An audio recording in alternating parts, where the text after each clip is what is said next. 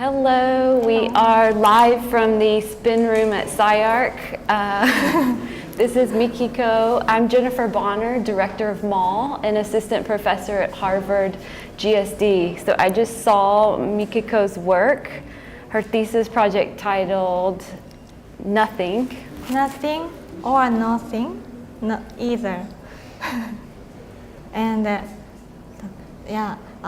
my thesis is about I refuse to pick a side.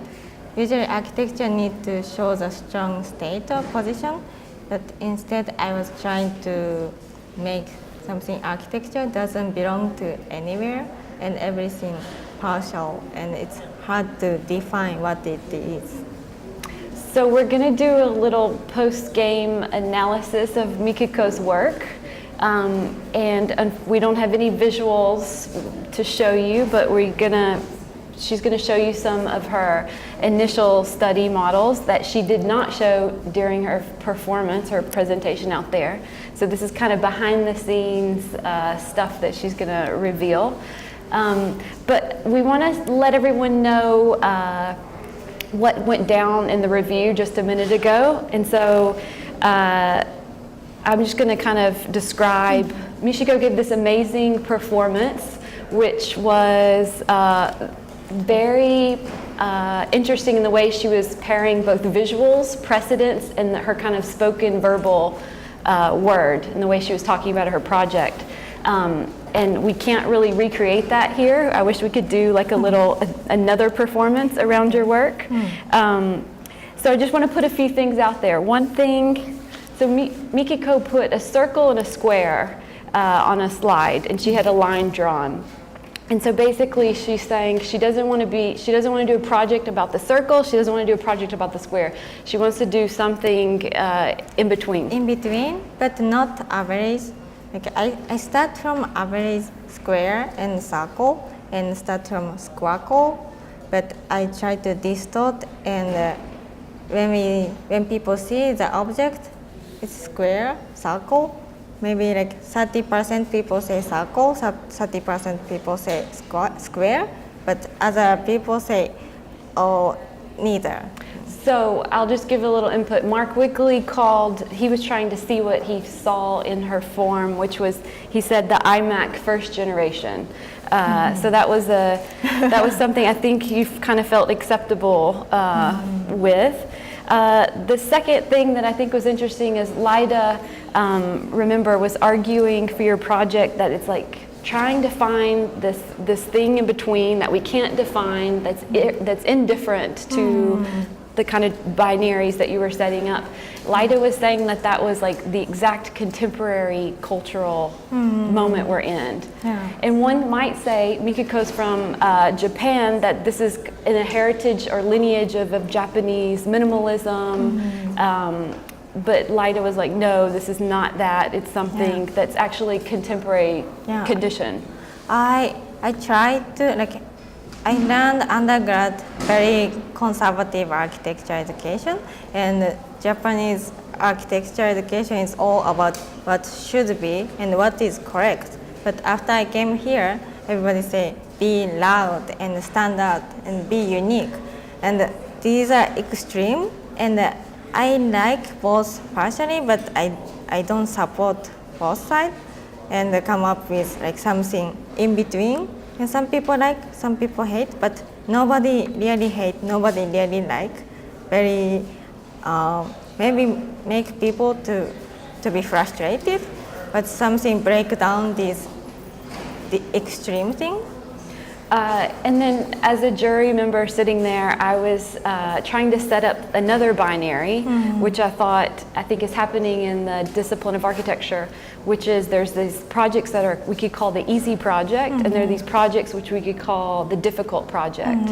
And what was so interesting about your work is that I can't put you in either side. You're somewhere in the middle again, right? It's not easy, and it's also not difficult, and it's something. I was aiming to, like, before I get nothing, I set up neutral. I was trying to make neutral city, but neutral can be very wide in architecture, so it's hard to define what is neutral in architecture. But the most objective of my thesis was like people don't know which instructor is mine, and people don't know what to say, and like it's hard to like this is wrong or this is fantastic, like something. What should I say? And it's kind of good reaction today, and everybody, oh, this is like hard to something criticize or hard to say. I really like this. Like it was very good reaction, and I was so happy. So the project of nothing was really like confusing scale. So Mikiko has this big, what seems like a big object sitting there, but it's 1/8 scale. So we had to then imagine this thing being 8 times the size. It's like a baseball field over the baseball field. So as house too big, but as pavilion too small. Yep. So in between off scale, and it's hard to say big or small. And I was trying to be in between. Yeah. So what about, do you want to show something This is kind of that was not at the review? Yeah, behind the scene, and it's a little bit ugly. I didn't want to show in review, but before, Because everything you brought was beautiful. So these are the ugly things that we're going to show now. I kind of wanted to get this ugly thing because if everything elegant or like clean, maybe not what I wanted. I wanted to have something off, not too pretty. And I start from this wax model to get this texture. This is good smell. So we have to describe to the audience. It doesn't smell like mint. It's like a mint green soap bar. Yeah, and I made foam and I made this object, and I was trying to abstract this skin. And usually, skin of the building is like panel or mosaic or many ornament, but I start making abstract by wax and using many wax panel. Okay, this is not her project. Like these things Behind the scenes. are not her project. Yeah. This is total Yeah. behind the scenes. Before come up with idea projector, and I was using this and many layer of tile and wax, and I was about to use 20,000 of these pieces, and That's a different project, Mikiko. Yeah, yeah. My teacher was like, every time he comes, okay, you like this? So her advisor is Andy Zago. But maybe you could have convinced him if you showed him the precedent of Dolly Parton has a piano that she uses on stage in her concert performances, and it's literally like completely covered in rhinestones like this. Oh. So just thousands of them. Yeah, I wanted to use 20,000 to the old surface, but when I decided to use 20,000, and that girl was painting 20,000, but I used projector to where is that one tile, and when I was using projector to guide the line of this, I found this is what I wanted. It's not this. And, So this is not nothing. This is something. it is something. So it doesn't work with your title or your position on architecture. Yeah, but because of this, I come up with projector, and it was maybe not a good process, but good. Okay, so what else should we do in the spin room? I was hoping they would have chairs that spin. We could like spin around for a few minutes, but we're very stationary here. What else? I kind of wanna say, like the problem of SCI-Arc is like every year I see the thesis, and it's easy to tell, oh, this is somebody's, like Elena's, this is Helena's student, this is Angelo Zago's student, but this is good and bad. So I was trying to do, like, people don't know which instructor guided. So I think sometimes it's good to follow the strong mind from instructor, but I think we need to break down this tendency. Otherwise, like so much bias and sometimes limits the student and they can't go beyond. Yeah, I would say you were successful in making a thesis visually, the performance that if you were just standing there, you wouldn't know who your advisor was. But because I know Zago and the way he thinks and sets up studio briefs, the conceptual argument and positioning of your work did feel like something Zago would work with you on. So although formally no, visually no, aesthetics no, but partially conceptual setup, and to support you to say, I'm going to do a thesis about nothing. Zago would very much support this kind of endeavor. He changes my title neutral to nothing. No think. Nothing. It's hard to pronounce. Nothing. Any reaction to? I mean, we're here and we're supposed to be talking about. So we're in the category of hashtag color, and we haven't talked about that yet. Oh, yes. Can you describe to the live audience your position on color? Because it's very different than a lot of the other projects we've seen, which is about high saturation. Yours is soft. Yeah, because when people think about color, people think about bright, like vivid color versus black and white. But color is more like thousands of colors, and I wanted to make many gradations. And people find green and purple, but sometimes gray, but everything color. And I wanted to show the variation of color. So Mikiko had her large model, that 1/8 scale, and there was a projector projecting onto it. So the actual model was not colored, but it was colored light. So I wonder if you take that image that you projected onto the nothing, and you did a color pick, I bet you would find like thousands of colors in there, right? Yeah. It wasn't 3 colors, it was hundreds of colors. Just like I made this model photo and I put the GIF to 256 color. Okay. And adjust. So 256 type of color. Okay. And also I would say the color looked very much, I mean, there's people that's been talking about makeup in architecture or makeup in cosmetics, but there was like blush and like smoothing and like contouring of color. I think that was really well done. Oh, thank you. And then lastly, what is your response to all the critics and the jury when they talked about there should be no projector in 2088, there should be a projector? It's true, and maybe 2088, like maybe electricity it's gonna be changed and all these life thing gonna change. But I wanted to do now because I made this thesis in 2018. In 2018, the in between super digital and analog, I was thinking it's projector. So maybe it's gonna be too old in 2088, but I thought it's good position in now. No, I don't think colored light is ever gonna be old. So I think you're doing something like really timeless. Oh, timeless, cool. Yeah. Yeah, well, congratulations on your project. Thank you. Yeah, Thank you beautiful job.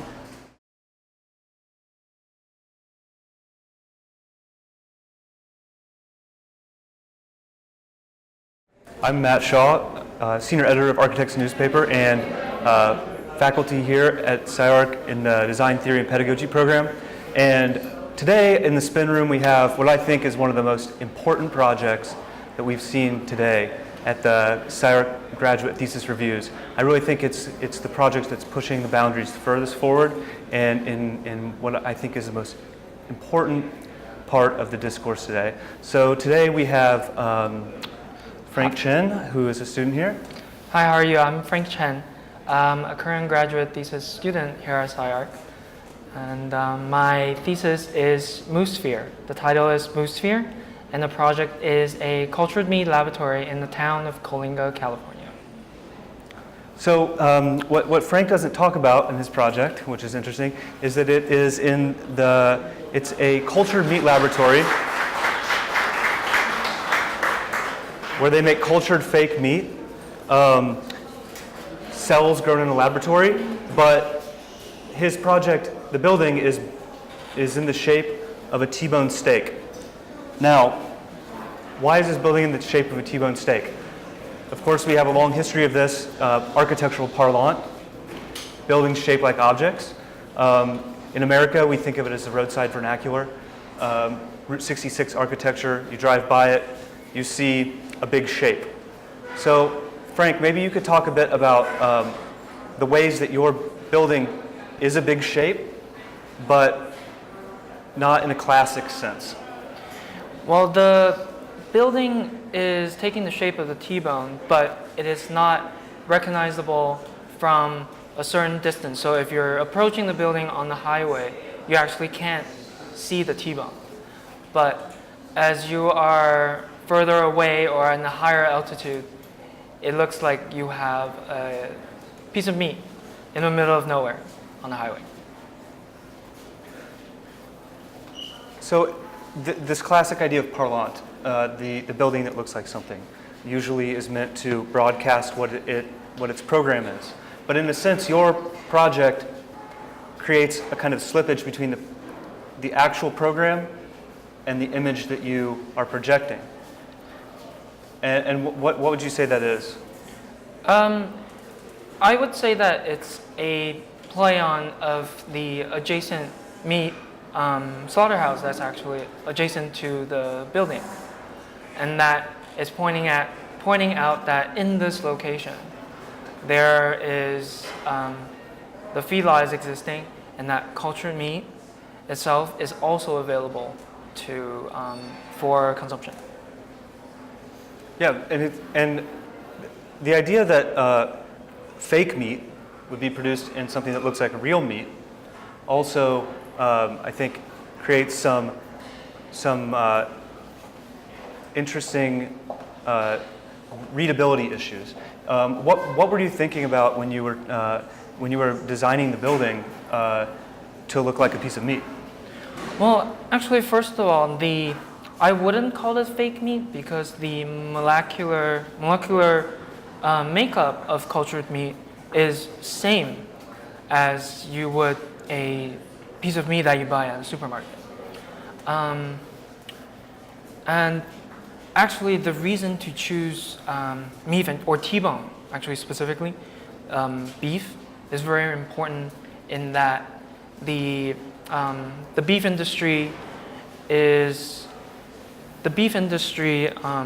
actually requires a lot of technology and a lot of energy just to operate, and without it, it will not function. And that it is much more just because of the sheer mass of cattle and the amount of space that it needs. I think it's more important to show to make the building actually a piece of beef product than, let's say, like a chicken or pork. Yeah, and what kind of reactions have you gotten from people about this building that you pretend doesn't look like a giant piece of meat, but it does? Well, they talk about the meat. They don't go to the architecture, and they don't talk about how come it doesn't look like a piece of meat, because it does look like a piece of meat. Yeah. Do you think that if someone in the review earlier brought up, could this be chicken, could this be pork, could this be beef? What do you think the difference between randomly, let's say you had picked another meat product? Yes. What do you think the difference between something like that seemingly could be one of many shapes? Would that be different than, let's say, making an abstract shape that was no shape at all? I think if we make an abstract shape and we don't recognize it as meat, so the meat building sells meat, almost like the California donut building sells donuts. If we don't make it recognizable, then I think the message that it gives is obsolete or weak almost. And the reason to choose beef, like I said earlier, because of the technological reliance of the beef industry, that it sends the a stronger message than, let's say, if we put like a chicken wing on the highway or a pork chop. Yeah. Who all are you trying to communicate with this building, with the meat? I would say first of all, the reason to choose food actually as a thesis topic is because it's something that is very relatable to the general public. But whereas some of us might think that architecture, we're kind of living in our own little bubble, right? And that, let's say as a thesis student, we try to explain our project to our parents, they wouldn't understand. But if you say something about food, something that everyone can relate to, then it's easier to understand, or there's still a level of understanding rather than a building that is of random geometric shape. Yeah. Do you think it would be possible one day to maybe make something that has no connection to its program at all? That the shape might have a completely divorced context from what the building does? I mean, I think we already have that today. I would say the big box buildings, the malls, are very disconnected from the program that's within. You know, we could look at Best Buy. If we strip the signage, we don't know what it is, but it could be anything. It could be a warehouse, it could be a mall, grocery store. Yeah. What readings do you think that someone brought up in the review also social media? How this building might be seen on social media from different vantage points. Was that in your mind as you were thinking about this? Actually, it was not, but it made an interesting point, and I think, would it be fun that someone, they would, if let's say these landscapes are now scattered with different food buildings or buildings that are very iconic, would they now fly just for the purpose of taking a photograph of these buildings? Because it's only above air can you see this building as a meat product. Right. In what other ways would you say that this building was legible as meat? I would say the color. The color was very important, and then the different wires and systems and building assemblies that come together make the texture of the meat actually come out, and that was the purpose of it. Yeah. Yes. So is it, in that sense, a very architectural solution to develop the system of structure and tectonics in the shape of the iconic image. Yes, and actually thinking about the cultured meat, it being formless, and that it is formed in the laboratory, given a architectural question, so that the formal question of what it could be. Do you think it's different to drive through a building or to see it from the side? Do you think that gives us a different reading of the building? I think it depends on the speed that you're traveling. And I think the building placed on the highway, that where the highway goes right through, you have to slow down to enter the building. So that's one reading on its own. Whereas there are still streets, there are still local dirt roads on the side. You can drive around those, but only at a slower speed. And that you can observe the building as well. Yeah. So I think it's the different reading of. Where would you go next with this idea of giant image buildings? What would the next sort of exploration be for you? I would say maybe then it's time to move on from the T-bone, maybe explore the other different types of meat and look at the various meat industry, but maybe not just the meat industry, but also various food industries. So like the different, all kinds of vegetables, all kinds of processed food that we eat. So I think our time's almost up, but I just want to congratulate you on a great project, and it's been fascinating seeing what I think is one of the most important topics that I think you've chosen, which is the image and how we deal with imagery at the building scale in relationship to our bodies, in whatever way that might be, looking, walking through, experiencing, building. And so it's been really great to see all the different ways that you've sort of explored in those different directions with tectonics, the legibility, materiality, and also the way you talk about it is sort of you're obscuring even more this elephant in the room, let's say, which I think strengthens the argument for the image building, because the more that you ignore that topic and sort of divert people into talking about systems and data and other things that might happen in a building, the more that image just becomes projected onto those different systems, which allows it in a way to be sneakier, and to not be the one-liner that people often accuse these buildings of being. So I want to congratulate you, I think, on a really good sort of rigorous exploration of that. So is there anything else you want to say to everyone out there? Thank you. I'm glad to be done. Thanks a lot. Thanks a lot. This was the Spin Room.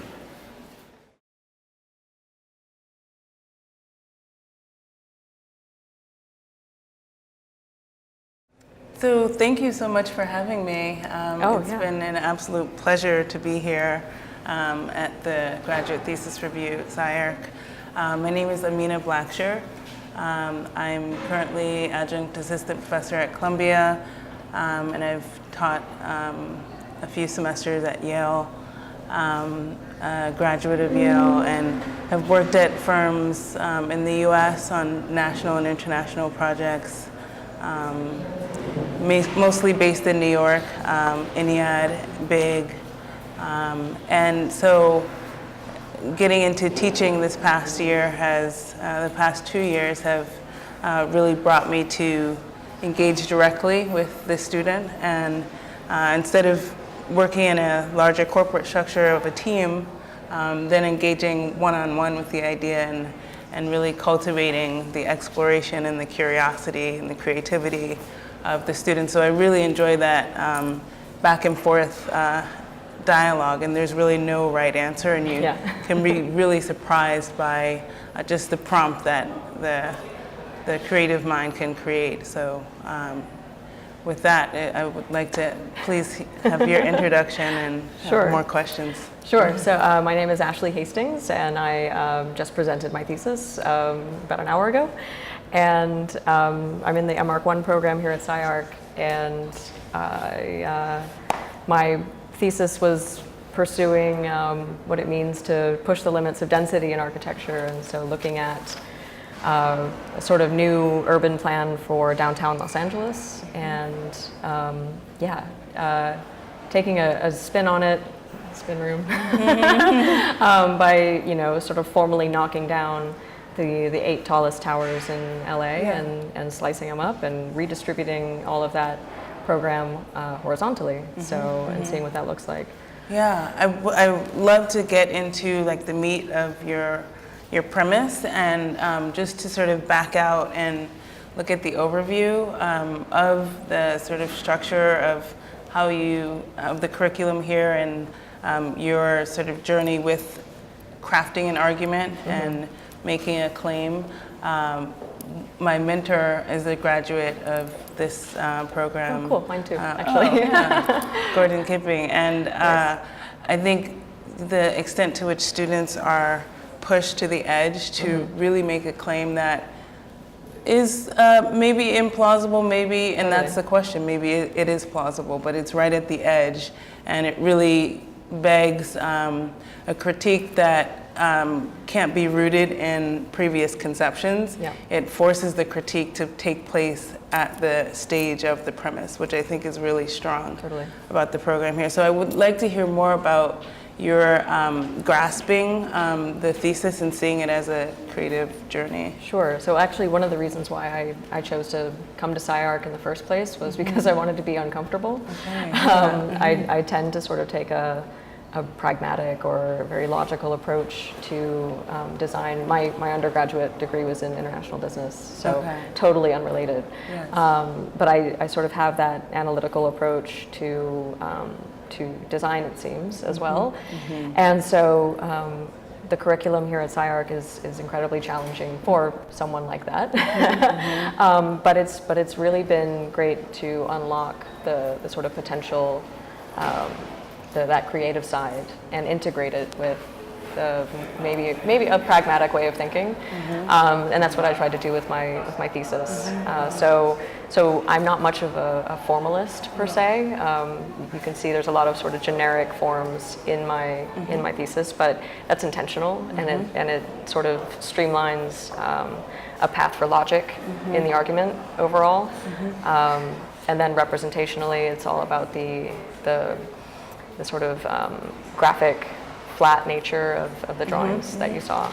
Yeah, I thought the project was really compelling, the way you presented it, and verbally and visually. And I think you brought up this really interesting debate about, so the decision to call it a quality, like an adjective, Matness, and not Matt, is to show that you're driving at this thing that you're not saying conclusively what the form is, but it has qualities of. So I think in that sense, the extent to which you're pushing the horizontality, and I think it's a proportional exercise of like how much empty space there is versus how much space it takes up. And some of those aerial drawings,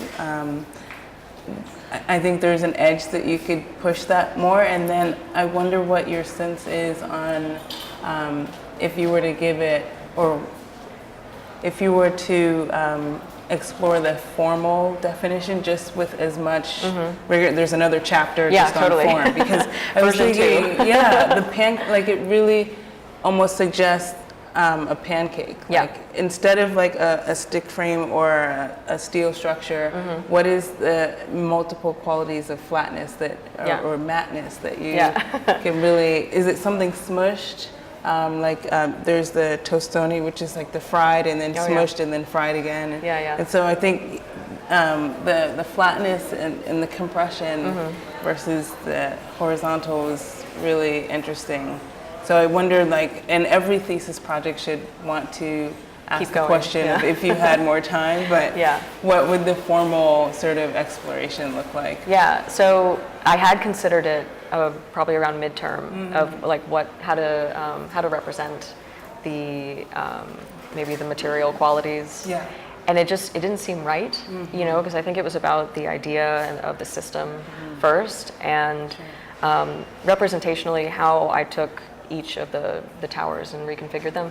They still maintained their sort of, in this case, the two-dimensional version of their actual curtain wall. So I sort of kept, you know, the sort of generic characteristic of that. But I think in the next version, maybe it would take on more, you know, passive design qualities. So lots of skylights, you know, for daylighting, because obviously if this is impeding in the streets, you're going to lose a lot of daylight for ground level. But I think there's a way to regain that from above. Absolutely. I think there's like so many polemical questions that your projects raise. I'm just like visualizing his, it would be great to look at some of your images. Oh wait, I have them in the book. Oh great, oh, perfect, wow. Let's see. That there's the way that you're expanding over the city. I think there's a great power to where you can take this question and push it a little bit into the future to solve some of, so that it's form finding, but also right there in the conversation of how space is being used. So one example, like in X amount of years, not so far away, if we have like an Uber Air that you can travel and multiple people can get in a bubble. And, Yeah. And then does this thing have multiple points of entry so that the ground is maybe less important? Yeah. So I think your Matness as a new ground is, and I love the conversation about like the shadowless and what that actually means. Is there no impact on the ground below, or that doesn't even matter? And it creates the new ground. Yeah. I think taking over some urban consequence on how the image is looking forward and changing the way we live, and I think the distribution aspect was really, really powerful. So all of these questions, like to be bringing up. Yeah. Well, I didn't really talk about it much during the presentation, but the system idea, and you might have seen it like just as a small thing on the wall, was like it looked like a metro map, but it's sort of a pedestrian kind of networked system where I created these like stops, where you would get off, or like, so that's the multiple points of entry happening at these intersections, but like where you could, experience the Matness above and then kind of like the High Line, but it's still programmed underneath, as a proper building. But then, along the route, you can sort of plan your walk through the city based on these different lines, essentially. So then I think that's like the tie to context that that drawing like answers the question of how it relates, that it's on an overlay level, that it's totally superimposed and there's this intelligence that communicates back. I think that's really profound. That, thank you. To think of the nodes of the nodes become so important in a map. All pervasive system. Are there neighborhoods? And how do they represent the areas, the different climates that there? Is there like a financial district one, a Times Square one? And this was kind of fun because it was, I actually mapped out which neighborhoods I was going to be sort of impacting with the lines. And what's cool is that like right now, you have like the arts district and the financial district and Bunker Hill and things like that. But like these, it gets rid of the borders. And so, parts of Skid Row are interacting with the financial district, and there's more like even distribution of community. And, whether that's good or bad is left to be seen. That's a strong premise. I think it's, I think there's a way of when neighborhoods are sort of divided, either by formal tower or by, sort of segregated neighborhood, you lose so much. And I think this is Matness is a way to connect people first, and then formally later. But first and foremost, it's about the connectivity. Wow. Yeah. I think the way in which you described it as leveling everything to the same level, just equating everything on the same sort of grade, I think is a really strong political, formal, like economic statement, as well as an architectural statement. And it's not like I'm not going for like the utopian idea that original, sort of mid-century matte building maybe was leaning towards. I don't think that's feasible, but I think there's a way to balance it more. And so that's what I was going for. The utopic idea is like, it's far-fetched, it's fantastic, it's never going to happen. I think this is actually more of a pragmatic approach. It ignores its context, could be like a really revolutionary stance, is that it's not customized. And totally. So you actually adapt to it. But I was really moved by it. So, thank you. Well done. Thank you very much. Thanks. That was great. Thank you. Thank you.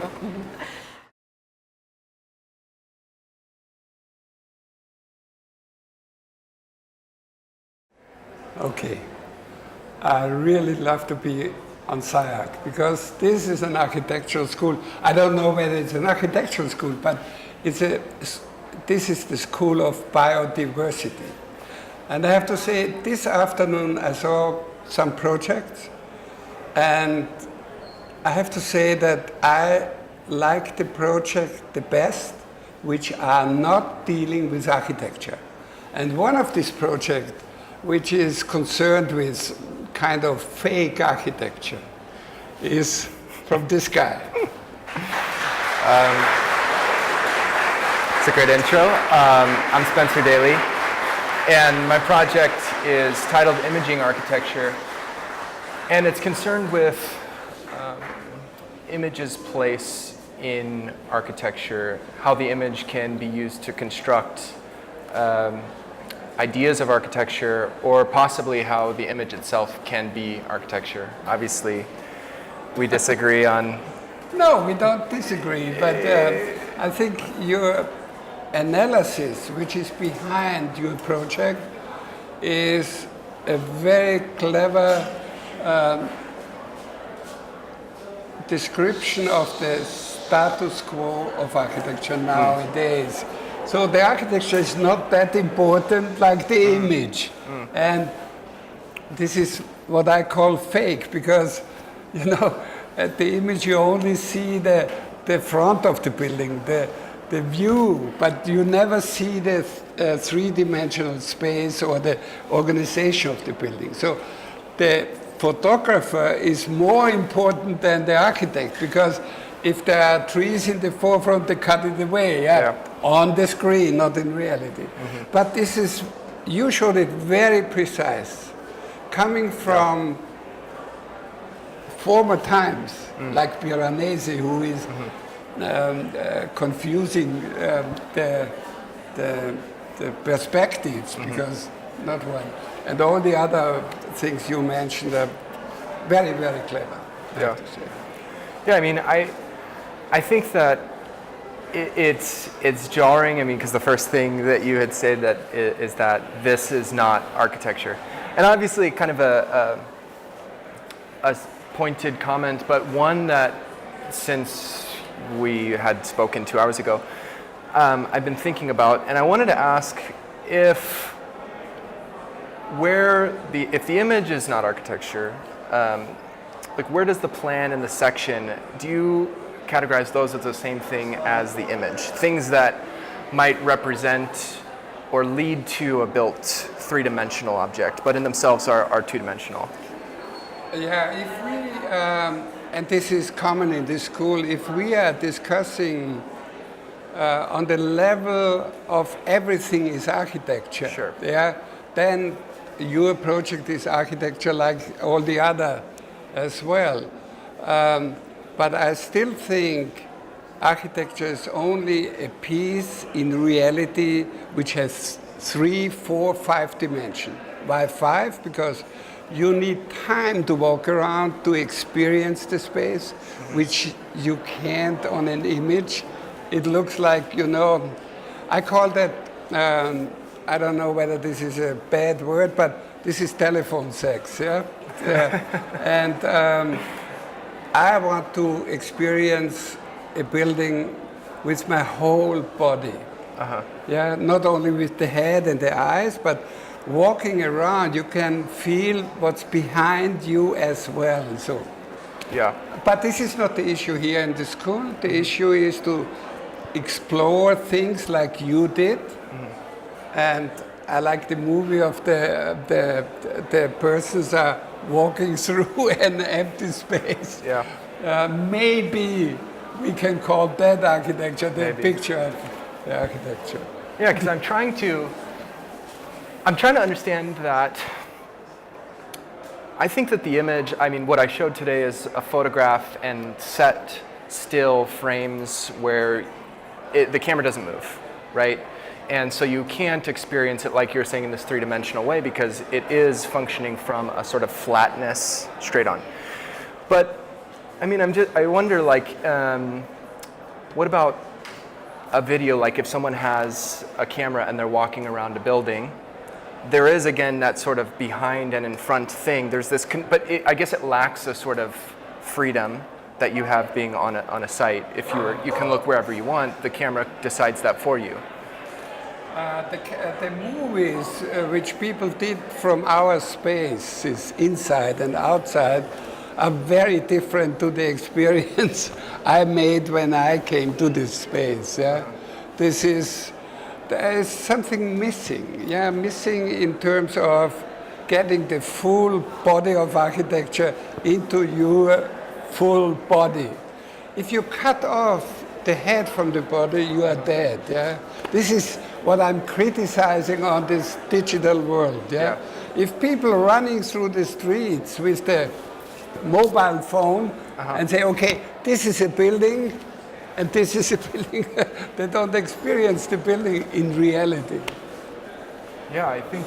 So therefore I like your thesis, because it's a very good analysis of what's happening now. Of what's happening today. I mean, because presentation is more important than architecture. I mean, but isn't to say that if architecture is international, buildings are being built all over the world, so the only way now I can experience architecture is by visiting the site. There's so much architecture in the world that we'll never be able to experience it unless we have the money or the time to do so. You're right. So maybe the marketing with a good photography is the best way to bring the people there to look at it. But, you know, when we were students, and when I was a young architect, I was traveling a lot to look at my favorite buildings. Yeah, nowadays you have 1 million favorite buildings, maybe. Yeah. But if you look closer, and if you would see how the building is organized on a ground plan, then maybe you can decide to go there. Yeah, I mean, this is from a long time ago, but there was a presentation that you had given a while back, and you were talking about this model that you had built, and I don't remember exactly the project, but it was big, and you had to hire a whole film crew and film team to come in and do like a whole fly through. And you're saying it was wildly expensive. I mean, I don't remember the project, but I mean, I remember this. I remember this. And there's something about that that's so interesting that may not be the three-dimensional element that we're talking about, but that leads to the ability to do three-dimensional quote-unquote architecture. But this is about presentation. It's not architecture, it's about presentation. Yeah. And my teacher, from whom I learned how to present, when he did the BMW Tower, he built a one-to-one model of one of the offices, because the committee didn't believe that one can work in this room. So he built a one-to-one model. Since it was impossible to build a one-to-one model from the whole building, we did it via movie. And to show them the projection was almost one-to-one, so that they could see how big it really is, because they couldn't imagine the model. Yeah, I mean, I think that then I'd probably agree with what you're saying in the sense that maybe image is not architecture, but it allows for people to understand the architecture imagined by architects. So therefore, it's very important what you I think it's important, yeah, it's important. I mean, very and much so. I think I would still argue that in a way that the representation of architecture, it's hard for me to disassociate the construction with the representation, the imagination from the imagined. But I think therefore you cut through the thesis, because everyone agreed with that. It's very important. But I said it the other time, if Herzog Demeron would have cut off the 3 trees before their building, that would be a radical move. It's not possible, so therefore the photographer had to remove it on the screen, which is fake, I have to say. It is. I mean,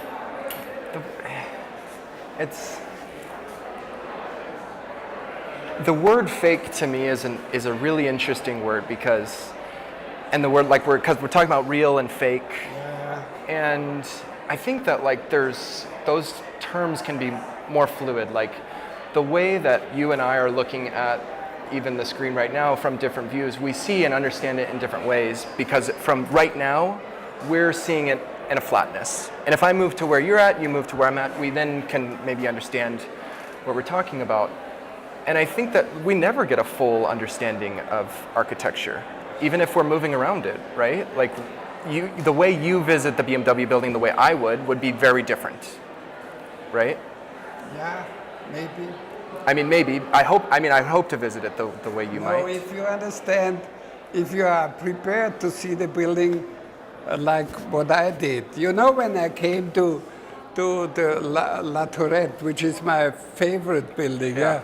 When I came to this big concrete wall, it was not finished at this time, with this bell tower, and I saw this chapel, Yep. with the light tubes, catching light with tubes. Yeah. Corby did it. Yeah. I said, okay, Yeah. if this is architecture, I want to make architecture. So Yeah. all the photographs of the building, the pictures, they can give you this impression when you move, when you approach the building that way. So, Do you think? biodiversity of this school is very important, that you can make your project like you want, very interesting, and people can make models as well. Yeah. I love SCI-Arc.